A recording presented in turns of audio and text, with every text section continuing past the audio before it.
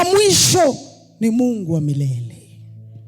Na ndio maana nasema ya kuwa usimfuate pasa kanisani, kwa sababu tukifuata wapasa leo makanisani, hakika nakwambia, mimi ni mchungaji, hutaingia mbinguni.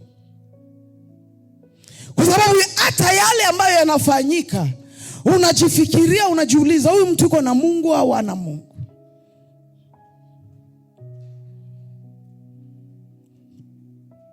Kweli imetoweka. Watu wanajipenda wenyewe kuliko kumpenda Mungu. Nikizungumzia tunapoenda hata kwa unabii, kuna wengine watanipiga mawe. Lakini wengi wamepotosha watu kwa njia ya unabii. Wengi. Na wengi wamemwacha Mungu, wameuacha msalaba, kwa sababu ya watu waliwadanganya, ili wawadanganya wapate pesa. Pata pesa, pata mali, lakini mbingu iko, na kila mmoja atatoa hisabu ya kazi aliyoifanya. Afadhali ukose vyote lakini umuone Mungu. Itakufaidi nini kusema Mungu amesema na Mungu hajasema?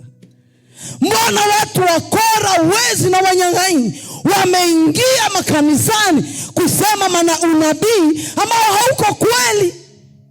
Wamefanya wengi kuacha wokovu.